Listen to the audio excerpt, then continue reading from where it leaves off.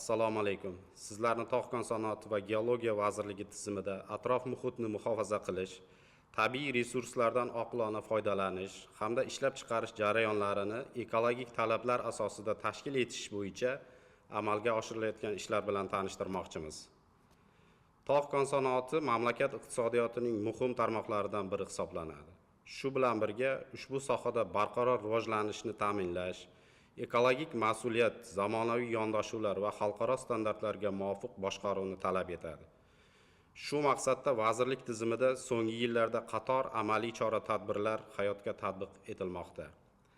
Avvalo, respublikada amalga oshirilayotgan Yashil makon umummilliy loyihasiga to'xtalib o'tmoqchiman. 2025-yilda vazirlik tizimida jami 1.100.000 tubdan ziyod manzarali, mevali, buta ko'chatlari ekildi. Ushbu ko'chatlar to'liq xatlovdan o'tkazilib, Yashil makon elektron platformasiga kiritildi. Suv ta'minoti cheklangan hududlarda tomchilatib sug'orish tizimlari joriy etildi. Har bir ko'chatning kamida 3 yil davomida parvarish qilinishi ta'minlanmoqda. Shu bilan birga yirik sanoat korxonalari hududlarida va unga tutash maydonlarida yashil hududlar tashkil etish ishlari izchil davom etmoqda. Jumladan, Olmaliq kon-metallurgiya kombinati, Navoiy kon-metallurgiya kombinati, Navoiy uran, Uzmet kombinat korxonalari tomonidan kamida 5 gektardan iborat yashil hududlar barpo etildi. Bo'stonliq tumanidagi 65 gektar maydonda tashkil etilgan vazirlik bog'ida zamonaviy sug'orish infratuzilmalari yaratildi.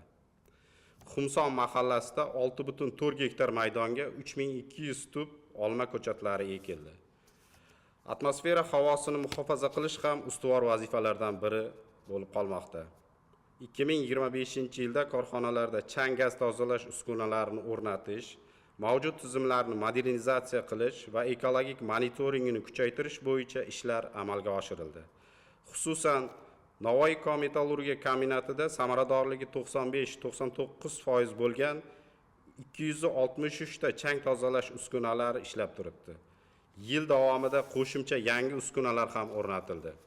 Olmaliq kon-metallurgiya kombinatida esa mis eritish va rug' zavodlarida aspiratsiya tizimlari tubdan yangilandi. Ekologik barqarorlikni ta'minlashda yer maydonlarini rekultivatsiya qilishga ham alohida e'tibor qaratilmoqda. 2025-yil davomida foydali qazilmalarni qazib olish natijasida buzilgan jami 2085 gektar yer maydonlarida rekultivatsiya ishlari amalga oshirildi. Bu belgilangan rejadan ancha yuqori ko'rsatkichdir. Qayta tiklangan yer maydonlari vakolatli idoralar va mahalliy hokimiyat vakillari ishtirokida dalolatnomalar asosida qabul qilib olinmoqda. Suv resurslaridan oqilona foydalanish ham sohadagi muhim yo'nalish hisoblanadi. Aylanma suv ta'minoti tizimlarini joriy etish hisobiga Navoiy kon-metallurgiya kombinatida 34 million kub metr qayta ishlangan suvdan foydalanib, bu umumiy iste'molning qariyb 30%ni tashkil etdi. Olmaliq kon-metallurgiya kombinatida xalqaro hamkorlik doirasida ilg'or suv tozalash texnologiyalari joriy qilindi. Shuningdek, qayta tiklanuvchi energiya manbalarini joriy etish borasida ham aniq natijalarga erishilmoqda.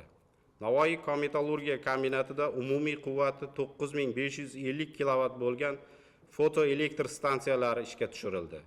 Bundan tashqari, vazirlik tizimidagi bir qator korxonalarda quyosh fotoelektr stansiyalari va gelio kollektorlar o'rnatildi.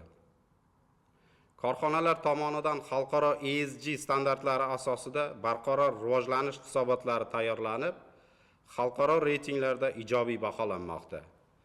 Bu esa Tog'kon sanoatida ekologik, ijtimoiy va korporativ boshqaruv sohasida olib borilayotgan islohotlarning xalqaro miqyosda ham e'tirof etilayotganini ko'rsatadi. Xulosa qilib aytganda, 2025-yilda vazirlik tizimida amalga oshirilayotgan ekologik chora-tadbirlar ishlab chiqarishni ekologik xavfsiz tashkil etish, tabiiy resurslardan oqilona foydalanish va barqaror rivojlanishni ta'minlashga qaratilgan izchil siyosatning amaliy natijasidir. E'tiboringiz uchun rahmat.